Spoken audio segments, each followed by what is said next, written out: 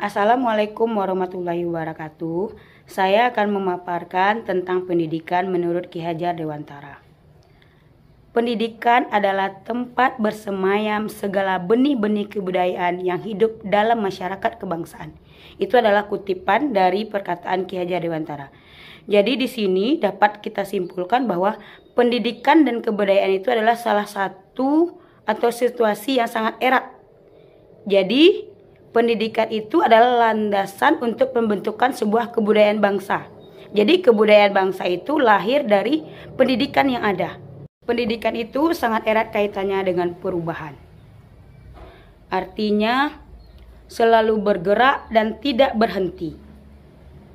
Dalam perubahan itu, fitrahnya adalah bagaimana penciptaan dari keberagaman yang didasarkan oleh nilai-nilai kemanusiaan itu terlahir dalam sebuah pendidikan.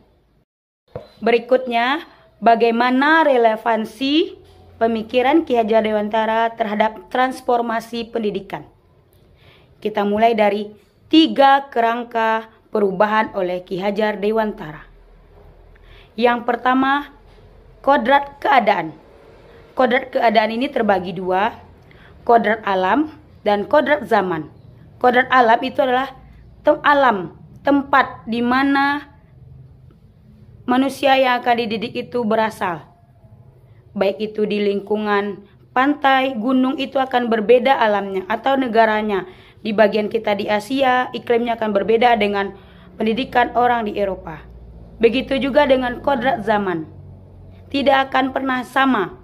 Bagaimana kita memperlakukan pendidikan dari waktu yang berbeda atau zaman yang berbeda itu tidak akan sama zamannya. Dahulu dapat kita tempa dengan kurikulum yang berada pada waktu itu. Berbeda lagi dengan zaman sekarang.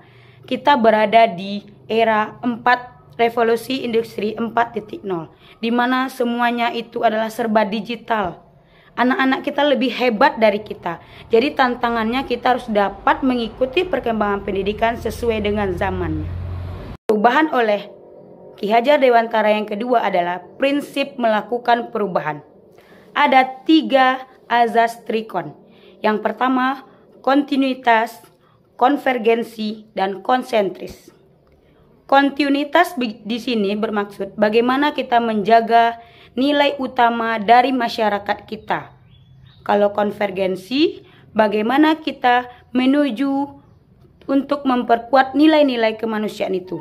Yang ketiga adalah konsentris, bagaimana kita harus menghargai keberagaman yang ada.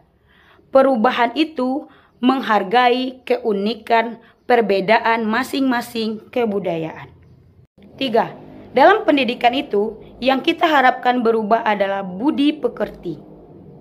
Yang maksudnya dari budi adalah cipta, rasa, dan karsa. Sementara pekerti adalah tenaga. Jadi di sini maksudnya adalah cipta, olah pikiran, rasa, olah perasaan, karsa itu kemauan, dan tenaga itu adalah raga. Jadi olah cipta, olah rasa, olah karsa, dan olahraga. Maka itu akan menjadi sebuah budi pekerti, dan pendidikan itu harus dilakukan dengan secara seimbang atau holistik. Sehingga budi pekertilah yang akan membuatnya atau mengarah kepada kebijaksanaan. Jadi tujuan akhir dari pendidikan itu adalah kebijaksanaan yang berakal dari budi pekerti yang baik. Kesimpulan dari semuanya adalah bagaimana kita menyadari bahwa hasil dari pendidikan itu adalah kebijaksanaan. Keharusan untuk memandang anak dengan rasa hormat dan berorientasi pada anak. Tujuan pendidikan itu adalah bagaimana kita mendewakan atau berhamba kepada siswa.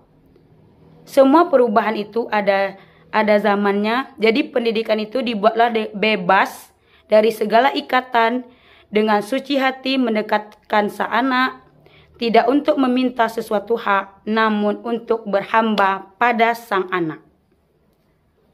Demikian penyajian saya. Saya akhiri dengan Assalamualaikum warahmatullahi wabarakatuh.